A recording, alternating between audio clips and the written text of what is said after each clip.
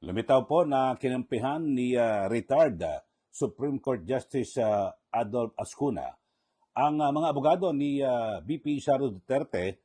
Ito'y kaugnay ng sinasabing fishing expedition at tila umaabuso na po at lumalampas na sa kanilang kapangyarihan ang House Committee on Justice na pinamumunuan ni Chairperson Jerbil Luistro ng Batangas.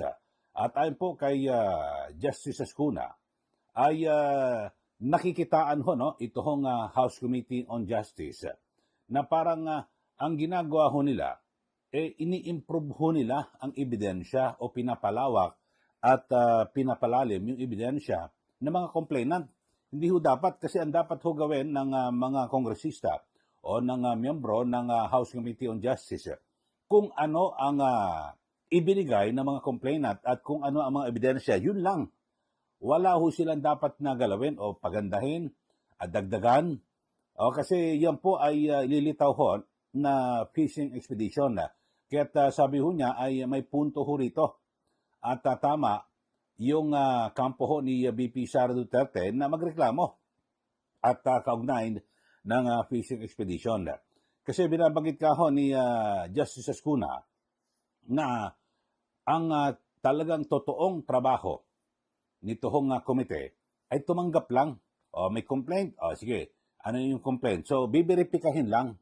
Ito mga complaint mo, tapos ang ginagawa kasi yan, ito may complaint, impeachment complaint, tapos nagsabpina sila ng kung ano mga dokumento at tao. Ang sabi ni Justice Ascuna, okay, isabpina mo yung mga dokumento, pero titignan mo lang kung tama. Halimbawa, tulad po sa SALN. Di po ba? Parang dapat isasabpina mo sa ombudsman at sertipikado na yan ay totoong dokumento. Siyempre, pag galing sa ombudsman, talagang hindi po peke. Di po ba? Pero, yung pagpapatawag sa mga testigo, posibleng maging testigo sa impeachment trial, tulad dong si Ramil Madriaga, mukhang questionable na. Yun Pakinggan natin ito pahayag ni retired Supreme Court Justice Ascuna at kanyang binabalaan o nagbababala po siya sa House Committee on Justice na parang tila lumalagpas na po sila sa kanilang kapangyarihan at parang ito yung sa fishing expedition na kung saan ay wala naman dapat ang magbigay ng ebidensya yung mga complainant. Hindi ang House Committee on Justice ang maghahanap ng ebidensya para sa complainant. Yun po, maliho ito. At ginagamit po nila ang kanilang kapangyarihan para makakuha ng ganito, yung mga pagsabi-sabina na yan. Ito, pakinggan natin. Itong interview ni Ms. Pinky Webb ng Billionaire News Channel sa On Point. Dito kay retired Supreme Court Justice Adolf Ascuna. Panoorin po natin.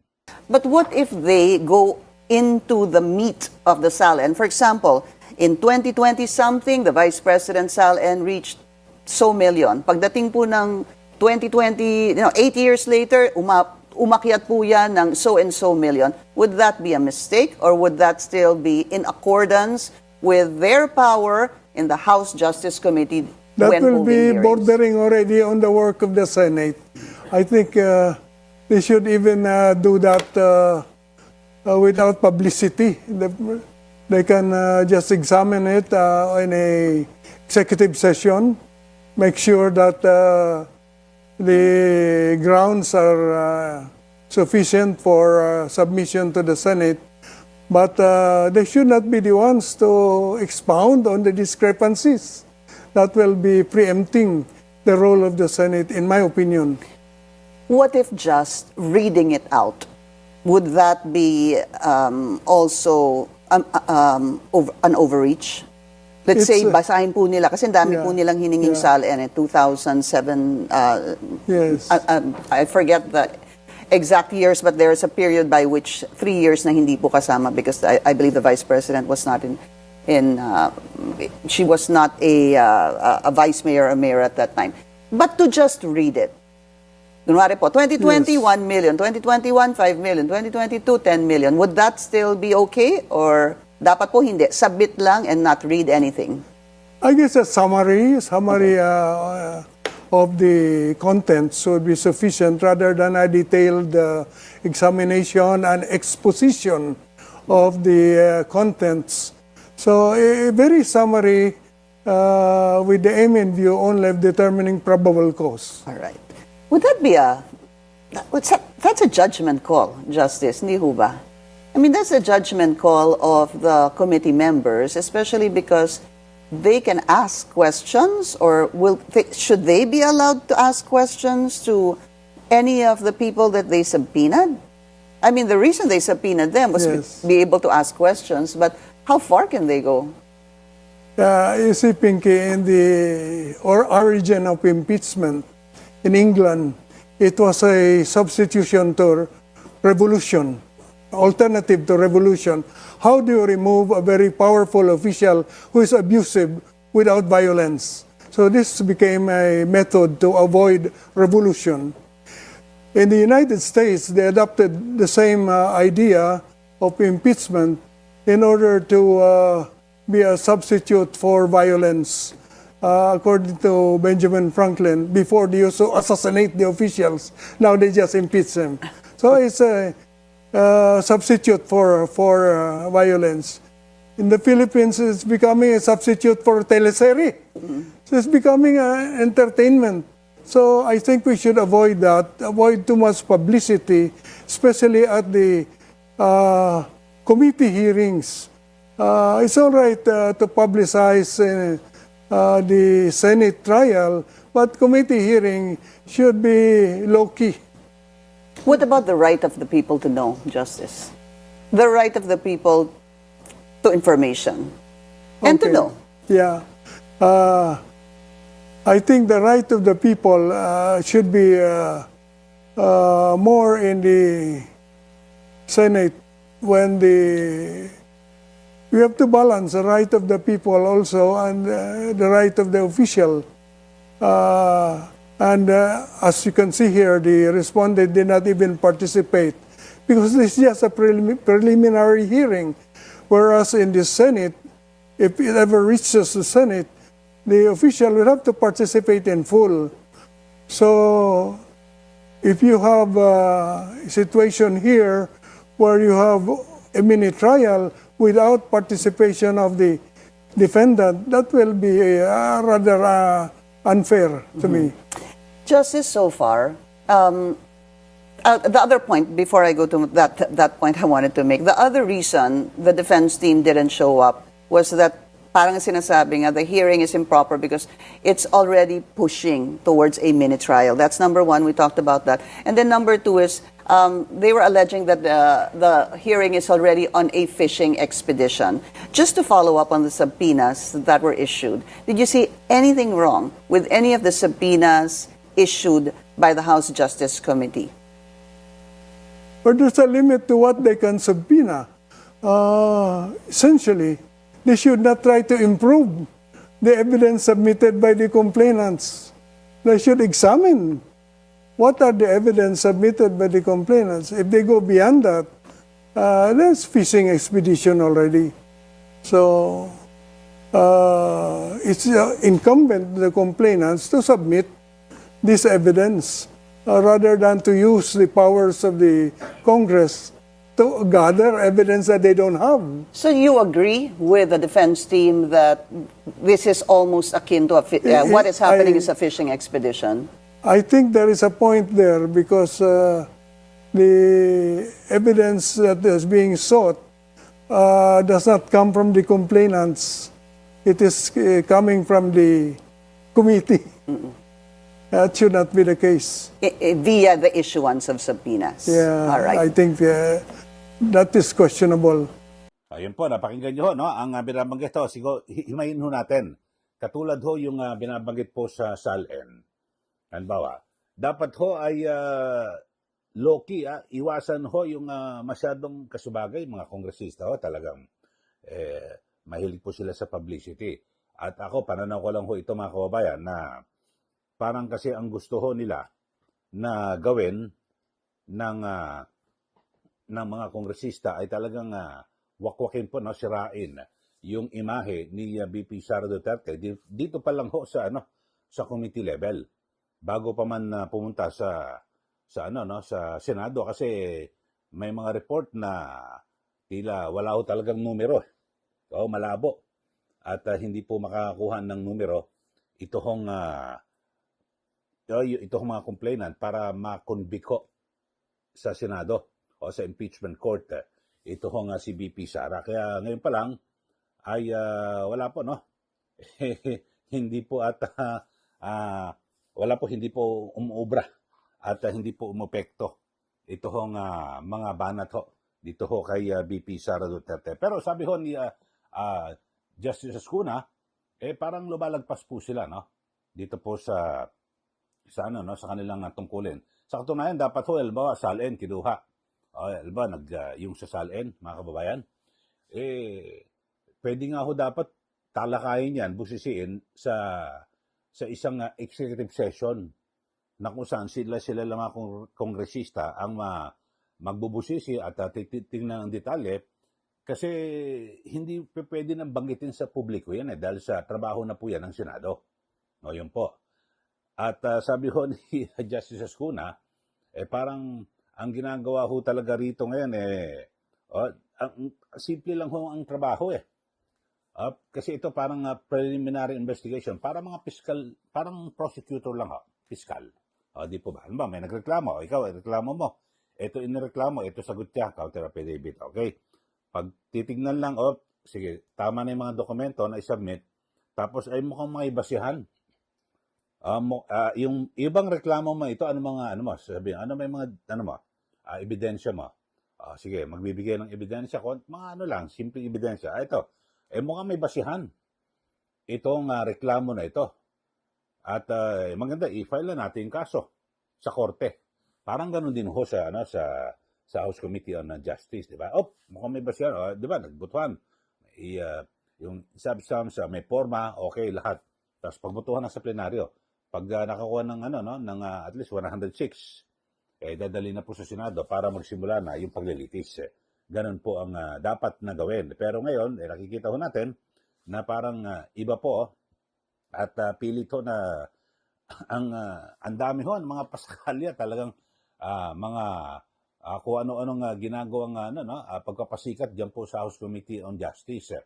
At sa katunayan, sabi nga, naikwento nga ho ni Justice Escuna, alam niyo yung pinagmulan nitong impeachment na ito sa England, ay nakaisip po sila, paano tatanggalin yung isang mataas na opisyal ng gobyerno na hindi po gagamitan ng dahas. Wala pong revolusyon kasi hindi pa pwede. Alam ba, maraming bumoto niya. Kung ano man, basta mo tatanggalin, hindi pwede. Ito may impeachment. At talagang ito ho dapat ay tahimik na ginagawa baka sabihin ng mga miyembro ng House Committee on Justice, hindi, paano naman ang karapatan ng tao na sa tamang impormasyon. Sabi ni Justice Escuna, gano'n, naitanong ni Pink Web, hindi. Di, hintayin natin sa Senado. Doon, tama, maraming impormasyon na lalabas dyan. So, yun po, mga kababayan. At samantala, ay tila hindi po umiepekto, no?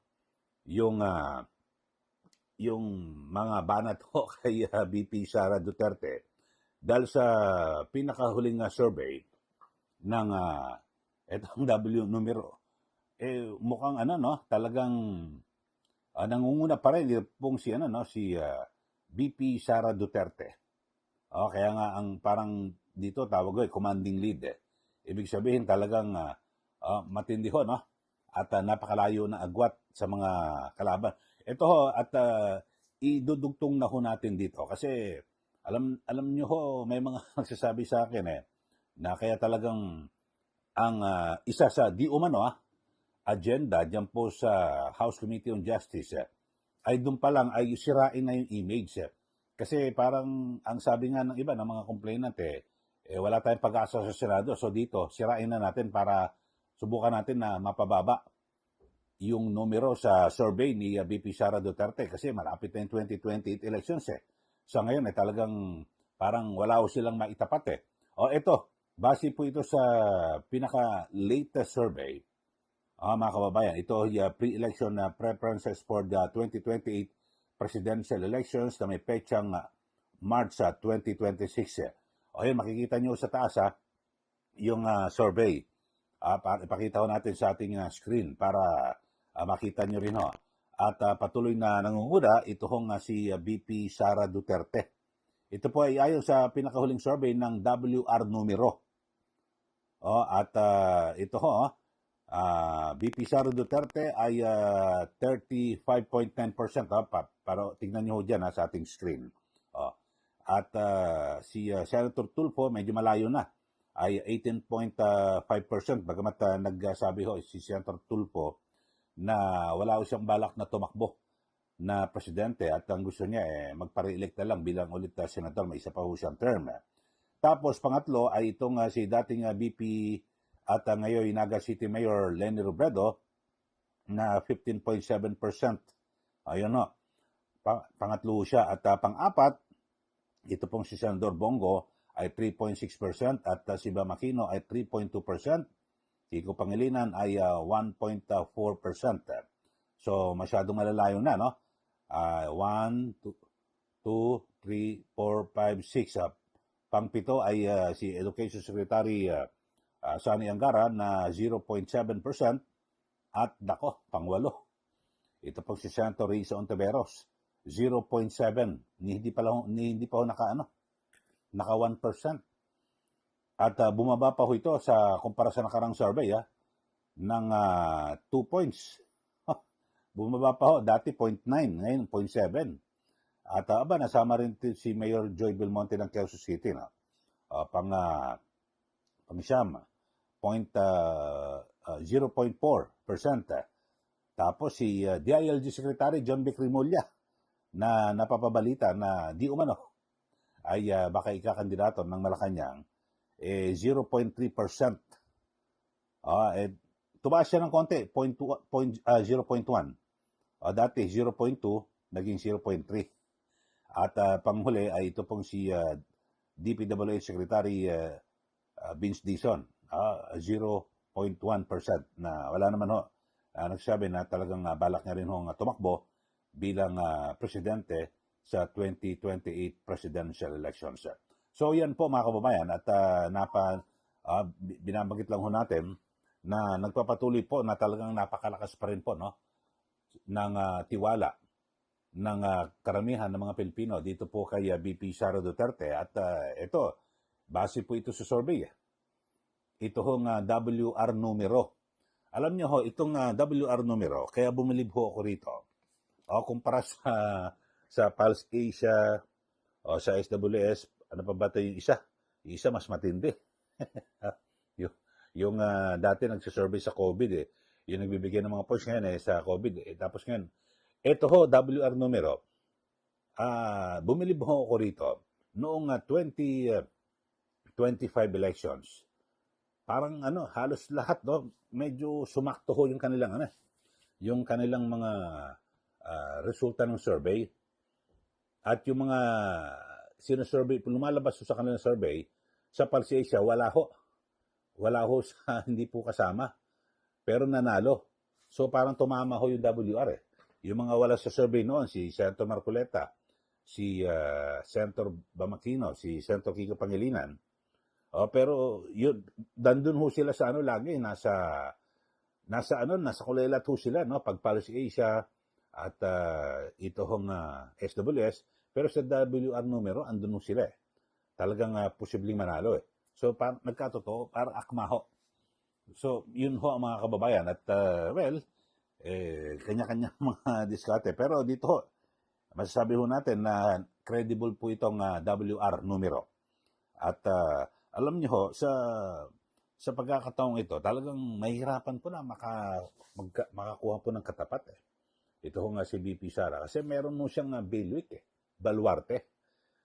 Yung Mindanao talagang solid ho Tapos sa Visayas, nako halos 70 to 80 o 90%. At halos lahat po, no? Hindi naman siguro 100%, pero karamihan lahat po ng mga Bisaya, talagang sumusuporta. Kasi sa social media, kung lait-lait hindi mga Bisaya, parang hindi naman. Pero hindi po talagang nagkakaisa po, di ba? Bagamat sila po inilay, kung ano-anong ginagawa na iba, pero wala ho eh. Solid po. At talagang kahit na anong gawin ho, mga kababayan, dyan po sa impeachment proceedings sa House of Representatives, kahit na anong gawin ho nila, mukhang hindi po tumatalab. So kayo po ang masasabi nyo ho rito, mga kababayan, dito po sa ating issue. Yung paninira o bardagulan dyan po sa House of Representatives, laban po kay BP Sara, hindi po umepekto. Base po ito sa survey ngayong Marso, pinaka-latest po ito. At isa pong retired Supreme Court Justice ay sumang-ayon na umaabuso ito House Committee on Justice at tila lumalampas na po na dapat trabaho po ito ng Senado o partikular ng bubuoing impeachment court ng Senate. Kayo ho, ano masasabi niyo ho rito, mga kababayan? Sige, magbigay na po kayo ng comment at para maibigay niyo rin po yung inyong mga pananaw at opinion dito po sa isyong ating pinag-uusapan. Okay, huwag niyo pong kalimutan. Sa mga bago lang po subscribe na po kayo para kayo po lagi updated dito po sa ating mga issue na pinag-uusapan. At syempre, huwag niyo pong kalimutan na i-like at i-share at sundan din po yung aking Facebook account, Eli Saludar. Maraming salamat. Muli ito po si Ka Eli. Magandang araw po sa ating lahat.